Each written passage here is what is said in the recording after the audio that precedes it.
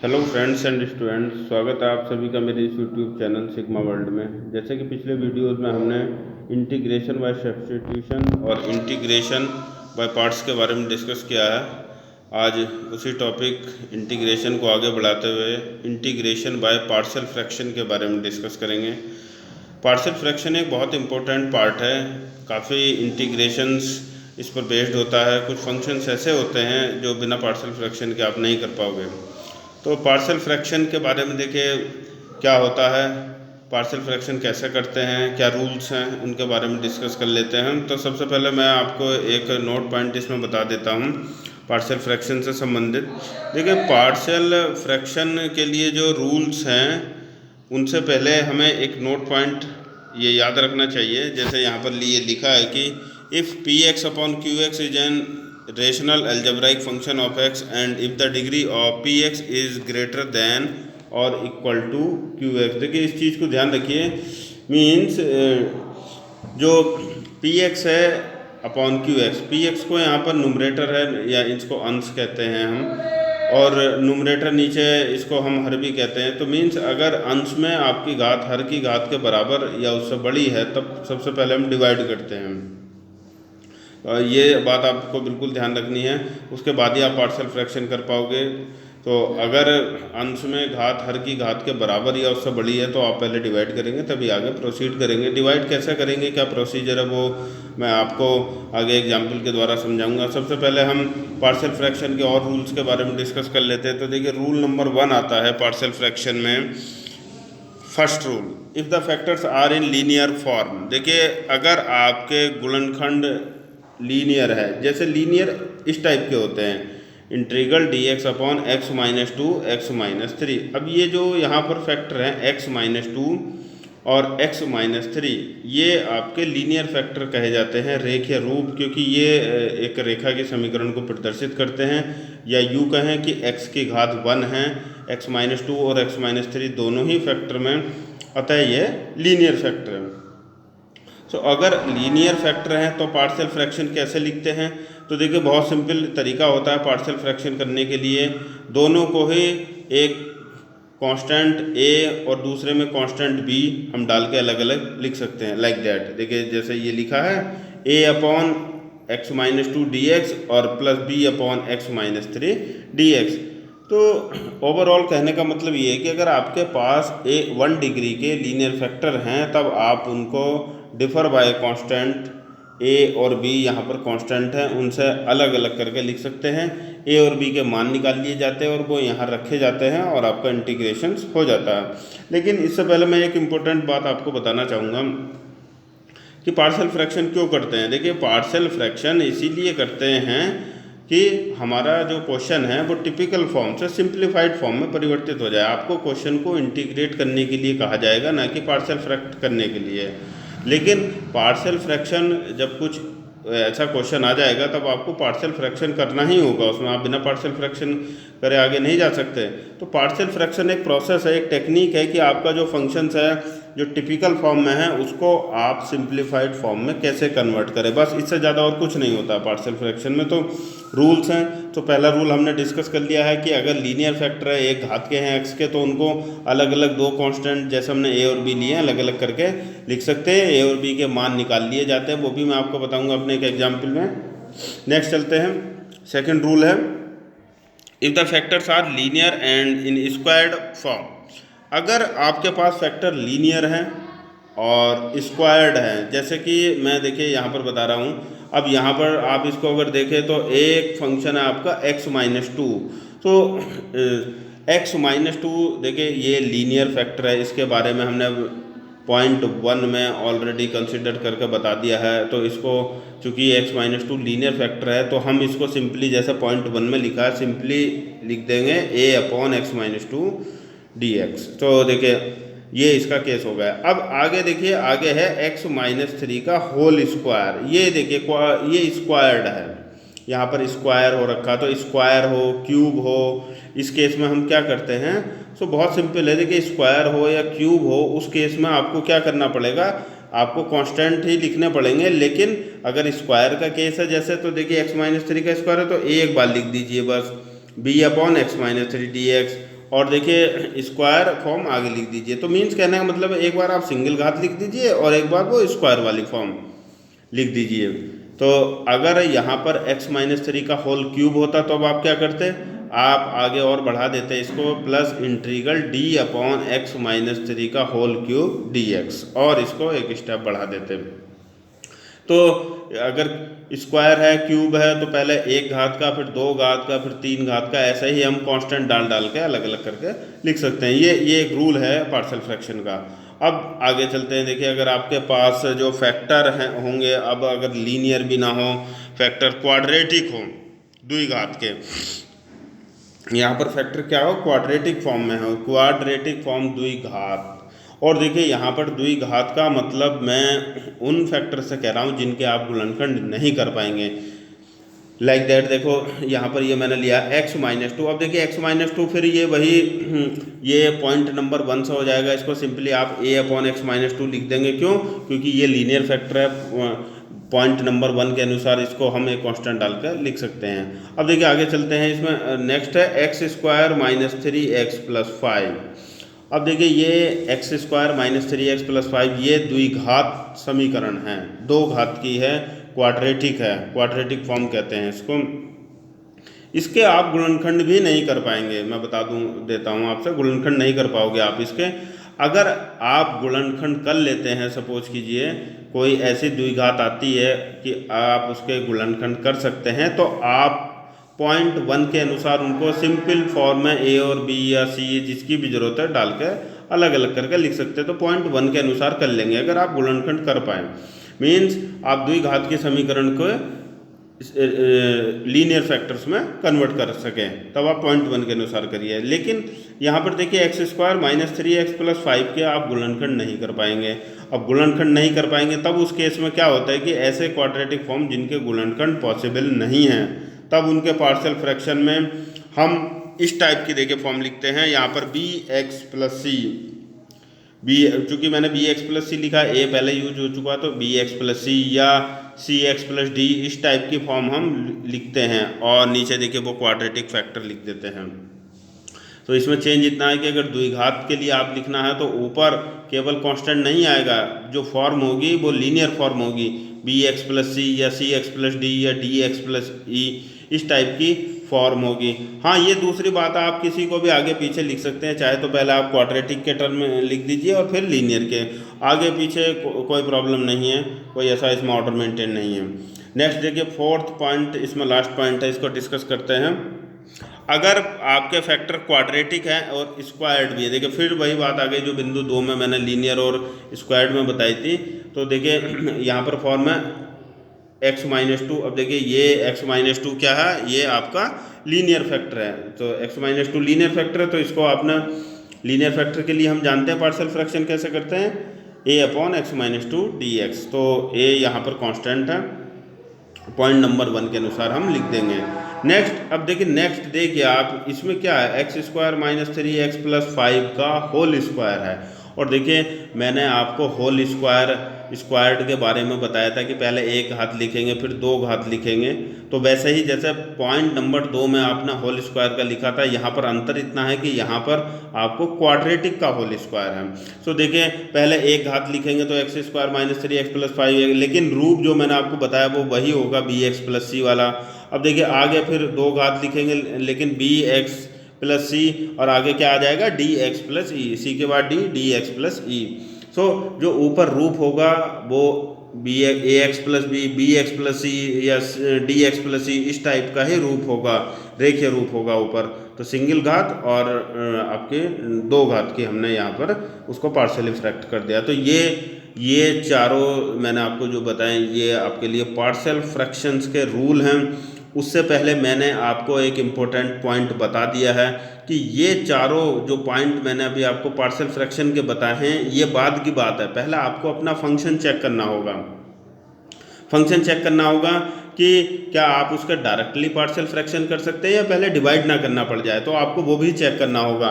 तो note point को बिल्कुल ध्यान में रखें। कभी कभी क्या होता है कि हम नोट पॉइंट को ध्यान में नहीं रखते हैं और क्या होता है, हम सीधे सीधे डायरेक्टली पार्शियल फ्रैक्शन करने लगते हैं उसके, और क्वेश्चन हमारा गलत हो जाता है, वो आंसर नहीं आ पाता। अब देखिए मैं यहाँ पर एक एग्जांपल मैंने लिया है, इस फंक्शन को आपको इंटीग्रेट करना है। तो फंक्शन है आपका integration x square minus 5x plus 7 upon x square minus 5x plus 6। अब देखिए यहाँ पर देखिए मैं जो आपको नोट पॉइंट मैंने पहले ही बता चुका हूँ, यहाँ पर उसकी ज़रूरत पड़ेगी। सीधे सीधे न्यूमरेटर जिसको हम अंश भी कहते हैं उसमें भी 2 घात का फलन है, और डिनोमिनेटर जिसको हम हर भी कहते हैं उसमें भी 2 घात का फलन है। तो मीन्स अंश की घात हर की घात के बराबर है।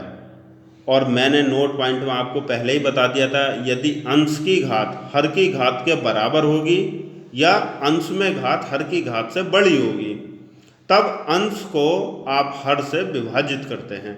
ये पार्शियल फ्रैक्शन से पहले नियम होता है जो आपको फॉलो करना पड़ेगा।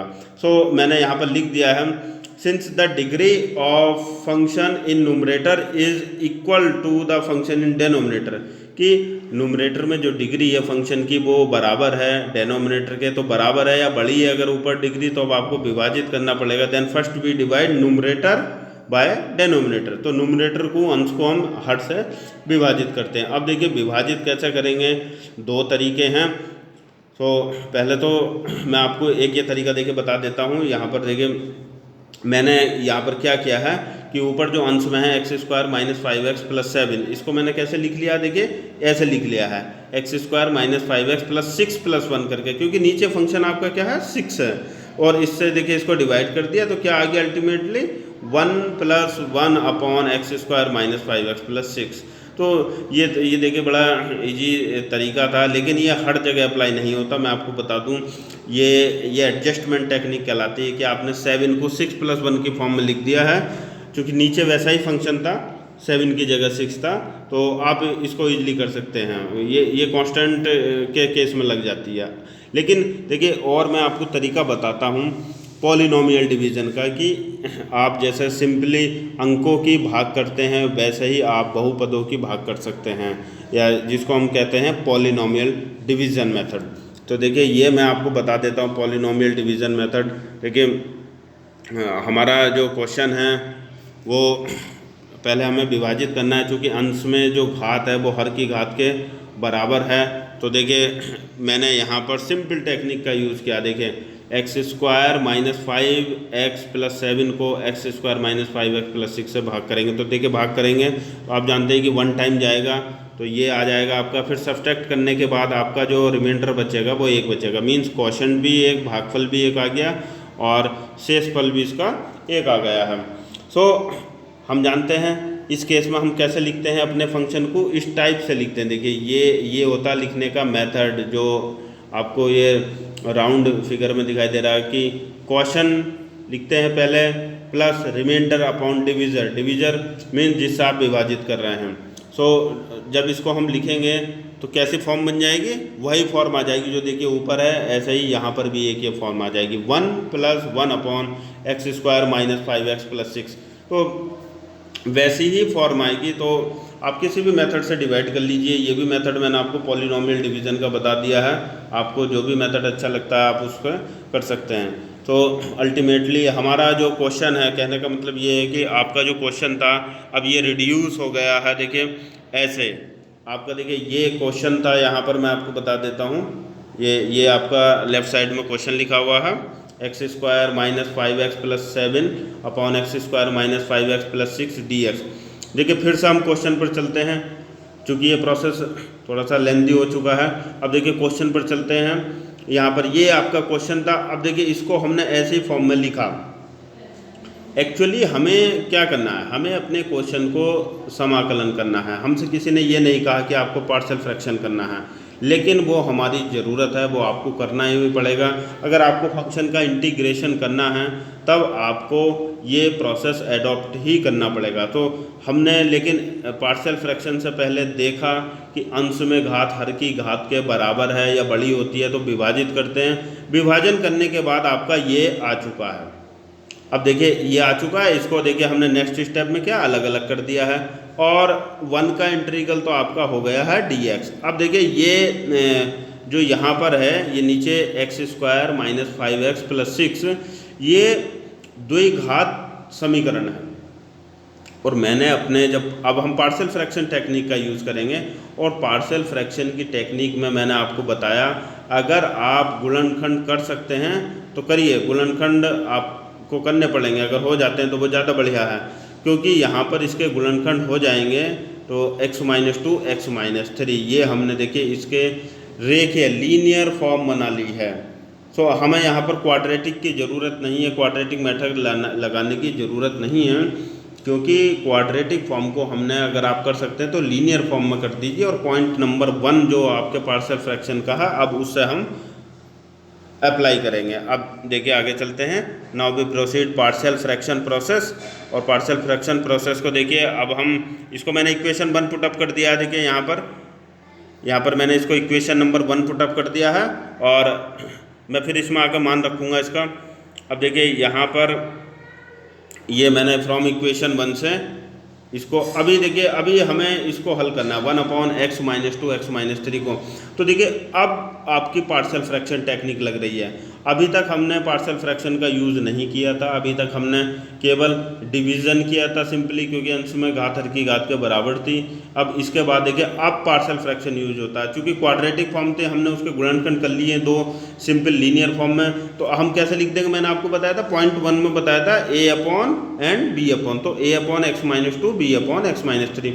आप x-2 चाहे पहले लिख दीजिए या x-3 पहले लिख दीजिए, कोई फ़र्क नहीं पड़ेगा।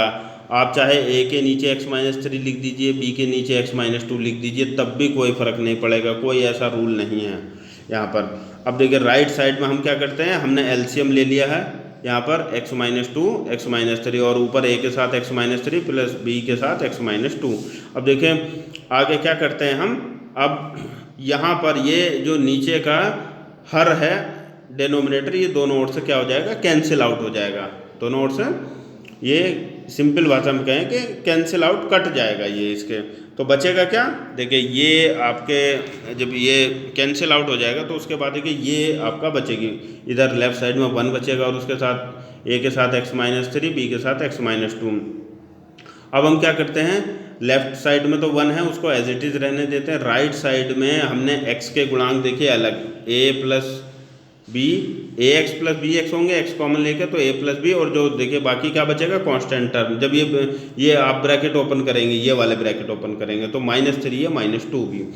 अब हम क्या करते हैं, दोनों और गुणांकों की तुलना करते हैं। तो equating the coefficients on both side, तो लेफ्ट साइड में देखिए कांस्टेंट टर्म है, x का कोई भी गुणांक नहीं है, और राइट साइड में x का गुणांक क्या है, a plus B. So a plus B is equal to 0, और कांस्टेंट पद क्या है, 1 है, तो -3a -2b is equal to 1। मैंने इनको समीकरण 3 और 4 पुटअप कर दिया।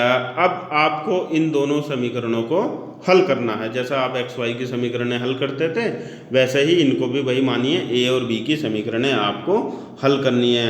आप चाहे जो भी प्रोसेस इनको अपनाएं, सॉल्व करने में इजी प्रोसेस है वो कर सकते हैं। मैं यहाँ ज़्यादा डिटेल में डिस्कस नहीं कर रहा उसके बारे में। इनको जैसे ही आप सॉल्व करेंगे तो आपको कुछ रिजल्ट्स मिल जाएंगे, और रिजल्ट्स देखिए क्या मिल जाएंगे आपको, यहाँ पर ए और बी के मान मिल जाएंगे। आप इसमें ए और बी के मान, और ए का मान आया है यहाँ पर देखिए, इन दोनों को हल करने पर मैं लिख देता हूँ यहाँ पर। ए का मान यहाँ पर आएगा -1, और बी का मान क्या होगा, 1 यहाँ पर। ए का मान यहाँ पर आएगा -1, और बी का मान क्या होगा यहाँ पर 1। और जब ये मान ही आपको कैलकुलेट करने होते हैं, जब ये मान आ जाएं ए और बी, या जो भी आपने कांस्टेंट डाले हैं, तब उनको उठाकर रख दीजिए। तो देखिए यहाँ पर आपने इसको किया था और यहाँ पर ए और बी की फॉर्म में चेंज किया था, तो ए का मान देखिए -1 रख दिया, बी का मान 1। जो हमने इक्वेशन 1 पुटअप की थी, अब उस पर चलते हैं फ्रॉम इक्वेशन 1 से। देखिए यहाँ पर ये अब बस क्वेश्चन ये कंप्लीशन पर ही है। एक्स तो हमने इसको इंटीग्रेट कर दिया था। अब देखिए यहाँ पर जो ये इस टाइप सा बन जाएगा इंटीग्रेशन, तो -1/x-2 dx plus 1/x-3 dx। हमने इक्वेशन 1 ली है, वहाँ से हमने उसको पार्शियली फ्रैक्ट किया था, ए और बी के मान पुटअप करने के बाद ये बना है। और देखिए 1/x-2 का क्या होगा इंटीग्रेशन, 1/x-2 का log x-2, हाँ चूँकि 1/x की फॉर्म है, ऐसे ही 1/x-3 का log x-3। और ये इधर आपका लेफ्ट साइड में क्वेश्चन ही है। और देखिए x प्लस, अब ये log a minus log B को क्या लिख सकते हैं, log a upon B plus constant finally add करेंगे। मैंने आपको पहले बता दिया था, बार बार कांस्टेंट ऐड करने की ज़रूरत नहीं है। सो ये आपकी पार्शियल फ्रैक्शन टेक्निक थी। मैं अभी आपको इससे संबंधित और भी एक्सरसाइज कुछ मेरे पास अभी बची हैं, चूँकि ये अभी काफ़ी लंबी वीडियो भी हो चुकी है, तो आप अभी बने रहिए इसमें ही, पार्शियल फ्रैक्शन के और भी एक्सरसाइज करेंगे। तब तक आप अपनी प्रैक्टिस करते रहिए। धन्यवाद।